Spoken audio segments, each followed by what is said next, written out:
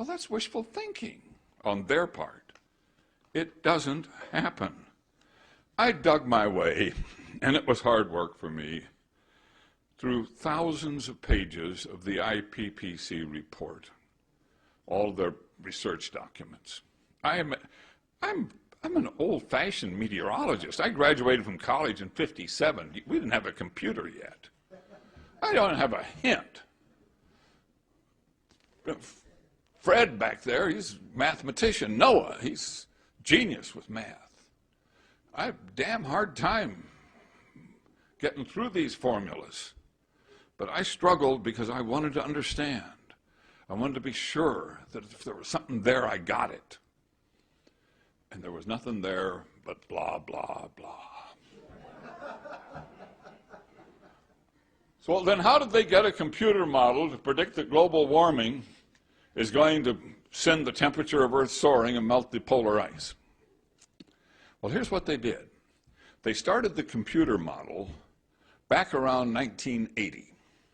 And they said, if it runs right for the first 10 years, and we get the right output of it, we know what's happened in these 10 years, as I say, this is 1990, though then we can assume that it's right after that, because it has predicted the past, and we know what the past is.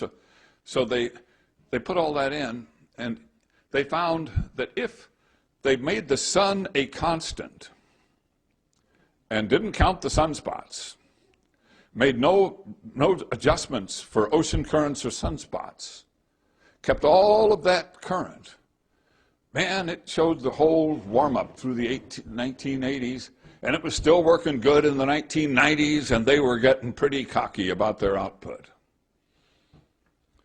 But they were totally out of line because they ignored the big picture of Earth's climate and the complexities of the pattern. And now that we're at 2008 and the warming isn't taking place anymore, the Russians have bailed out, the Canadians are asking questions, the Japanese aren't sure. I am told 100 scientists have hopped off the IPCC, and things have really changed. So I want to admit this about CO2 and the internal combustion engine, cars, gasoline, all that. Man, when they first made cars, the internal combustion engine and gasoline just left a god-awful smoke shield behind them that was full of pollutants. And the automobile was still a heavy-duty polluter right up into the early 1960s. I mean, that smog that hung over our cities, that was the real McCoy. Have you noticed how it's thinned out and pretty well disappeared? Because we got serious, and this was important. I'm an environmentalist.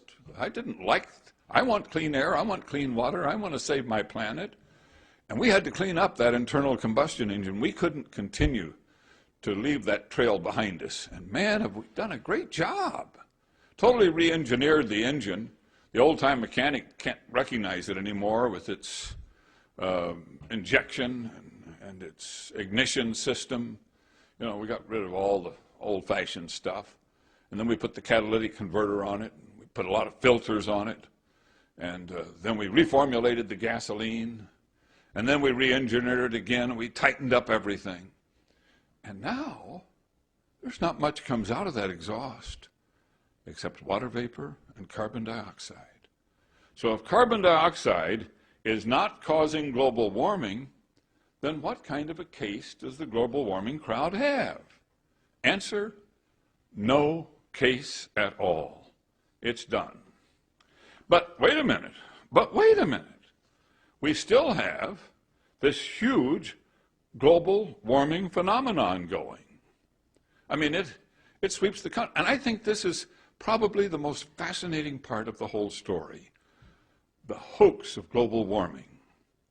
The incredible scam. I think it's the greatest scam to sweep the earth since Hitler scammed the German people into thinking the Aryan race was superior. And he got away with that for a while. It collapsed, thank God.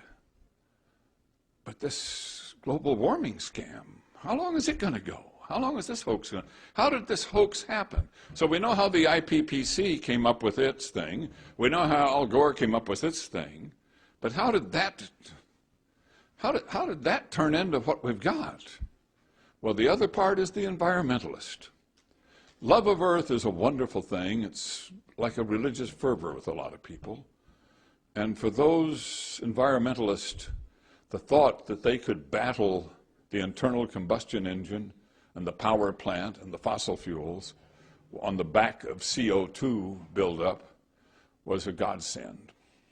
And that battle, and they joined the battle. So now we got Al Gore, we got the environmentalists, we got the UN all going. Oh, Hollywood jumps aboard.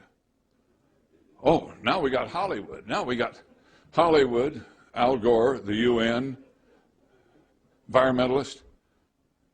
The media takes a look at that and says, man, you're saying we got a big scare that the world's coming to an end, the sky is falling, Chicken Little and all that? We want to be part of that. Killer bees, KY2, anything we can come up with that's a threat to mankind, we want to publicize that one. So the media jumps aboard. And Al Gore's powering that bus, and it's getting crowded. Well, if you got the media and Al Gore and the UN and the environmentalists and Hollywood, which is good enough for millions, what do you think the politicians are going to do? Oh, yeah, global warming, baby. They climb aboard. And it was last fall. I knew all this was a scam. I knew it was wrong. I knew all of this. I'd been studying and studying. Just a little student, a little tired TV weatherman. Enjoy my being on TV, and it's a lot of fun. Had a great career, Good Morning America and all of that. You know, famous network guy. Started the Weather Channel, turned $14 million into $3.5 billion. Man, I've done it. I am. But I can't stand the global warming thing. I just can't stand it. So I wrote a rant. Global warming, it's the greatest scam in history. And I wrote about 3 pages and posted it on the KUSI website. And my friend Joe DeLeo, who had been the original director of meteorology at the Weather Channel and had worked for me at Good Morning America and was a great friend and mentor of mine and taught me most of what I know, and you can tell it's fairly limited. Joe posted what I wrote on his website, icecap.us, and if you haven't tried that website, you've missed a great website for science. And then Drudge picked it up. And first thing I know, I'd become a cause celeb in the battle against global warming. Well, all I'd done was get madder than hell. I was a little like Howard Beale in the movie Network. CNN declared planet in peril. NBC turned off the lights on the pregame football show, and I threw open the window and said, I'm madder than hell, I can't take it anymore. And the whole thing was started. Well, it's been an amazing ride for me since, but I felt very, very lonesome out there. And then I discovered various scientists who agreed with what I was saying, who supported what I was saying, who were my mentors. They weren't all quiet. And I started counting on the websites. Oh, there's 125 scientists listed here. There's 50 listed here. And then on the Mark Morano on the Senate website came up with 500 scientists, and I felt pretty good. And then Arthur and Noah and Willie and your stamp licking came up with the army of 31,000 scientists, 9,000 PhDs. And now I feel like the guy in the Verizon commercial. I got the network behind me. Hey, Al Gore, can you hear me now?